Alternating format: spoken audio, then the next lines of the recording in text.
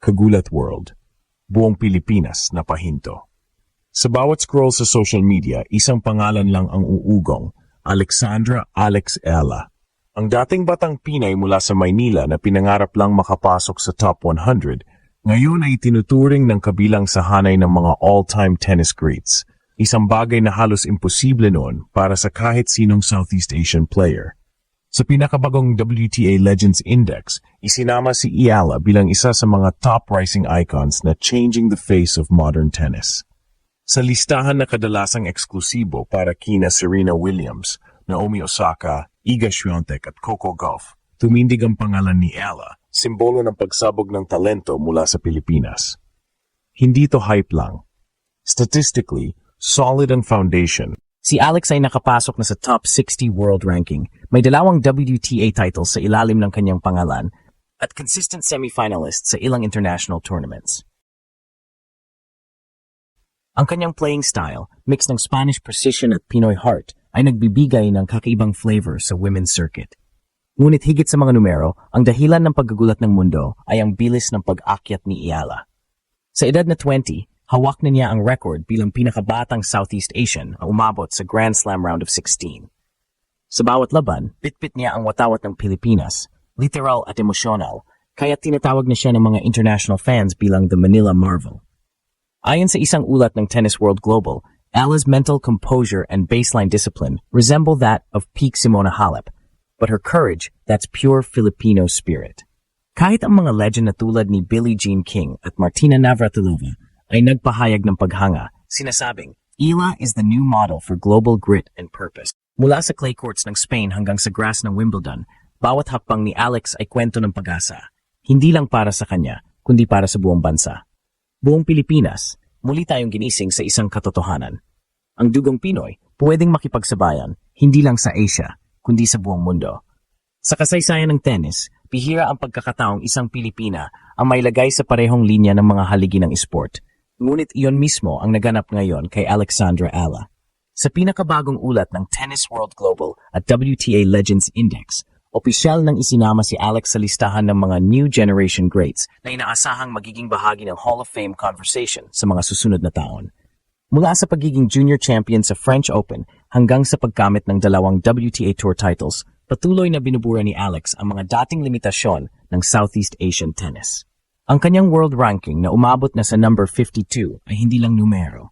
Ito ay simbolo ng pagkakapantay niya sa mga dating hinahangaan lang tulad nina Osaka, Raducanu at Gauff. Ayon sa datos ng WTA Performance Tracker,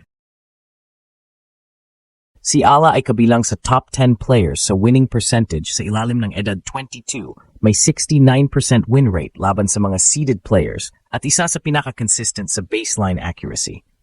Pinag-uusapan sa mga analyst forum kung paano niya nababalanse ang European training form sa Pinoy aggression, isang kombinasyong tinawag ni former WTA champion Justine Henin na the new modern Asian blend. Pero higit pa sa stats, ang tunay na dahilan ng pagkagulat ng mundo ay ang paraan ng kanyang panalo. Hindi puro power shots, hindi rin puro finesse, kundi disiplina, maturity, at teaming. Sa mga huling laban ni Ella, kitang-kita ang mental toughness na kadalasang nakikita lang sa mga veteran champions. Sa huling WTA event sa Dubai, natalo niya ang 2 top 20 players sa magkasunod na araw, bagay nagpataas ng respeto ng buong circuit. Isang analyst mula sa Eurosport ang nagsabi, she's not just winning matches, she's redefining how Asian tennis is perceived globally. Ayon naman sa WTA Rising Star Report, si Ella ay may projected ceiling na katumbas ng career trajectory ni Simona Halep at Angelique Kerber. Sa ngayon, siya na ang pinakamataas na ranked Southeast Asian player sa kasaysayan ng WTA. Sa mga Pinoy fans, hindi ito basta headline, ito ay emosyonal. Mula sa Rafa Nadal Academy sa Spain hanggang sa pagdada ng bandera sa mga Grand Slam courts, si Alex ay naging simbolo ng possibility. Maraming batang atleta ang nagsasabing nagsimula silang magtennis dahil nakita nila si Ella sa TV laban sa mga idol ng mundo, bit-bit ang bandila ng Pilipinas sa likod ng kanyang jersey. Ang tanong ng lahat ngayon, kung sa edad na 20, nakahanay na si Ella sa mga future greats, gaano pa kataas ang kaya niya marating bago siya tumuntong sa peak years? Buong mundo ang naghihintay ng kasunod na kabanata. At gaya ng sabi ng mga fans sa social media, hindi lang siya champion ng Pilipinas. Siya ang patunay na kahit sa tennis, may pusong Pinoy sa rurok ng mundo. Sa bawat palo ng raketa ni Alexandra Ayala, unti-unti niyang binubura ang mga limitasyon na matagal nang nakapaligid sa mga atleta mula sa Pilipinas. Sa edad na 20, hindi na siya tinuturing na rising star, kundi isang ganap na global name sa tennis world. Ang kanyang pag-angat ay hindi lamang resulta ng talento, kundi ng determinasyon, disiplina, at pambihirang maturity na bihira sa mga kasing edad niya. Ayon sa pinakahuling global feature ng International Tennis Federation ITF, si Ayala ay tinuturing na isa sa mga next generation leaders ng women's tennis, mga manlalarong may kakayahang magdala ng sport sa bagong yugto.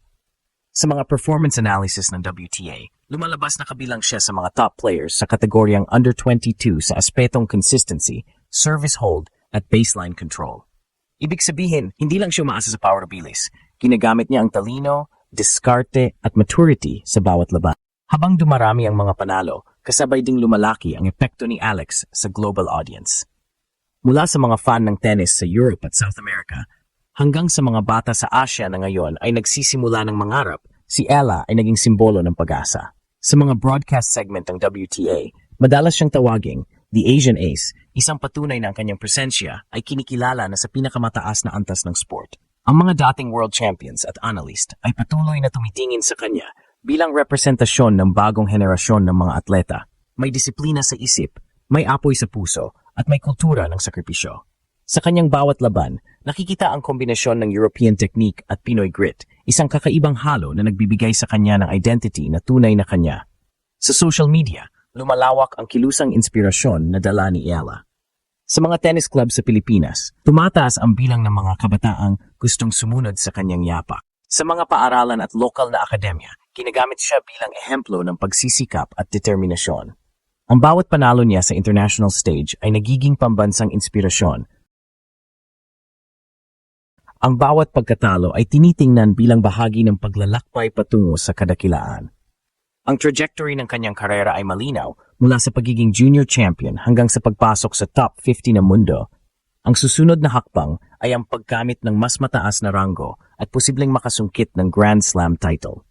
Ngunit higit pa sa mga tropeo, ang tunay na tagumpay ni Alex ay ang pagbabago ng pananaw ng mundo sa mga Pilipino na tayo ay may kakayahang makipagsabayan sa pinakamagagaling sa anumang larangan. Habang papalapit ang mga susunod na major tournaments, malinaw na si Ayala ay hindi lamang naglalaro para sa sarili. Siya ay naglalaro para sa bansa, sa bawat batang Pilipinong nangangarap, at sa bawat taong naniniwalang kayang umangat ng isang Pinay sa pinakamalaking entablado ng esport. Sa puntong ito, hindi na tanong kung kailan siya magiging champion, kundi gaano kalawak ang maaabot ng kanyang iniwang pamana.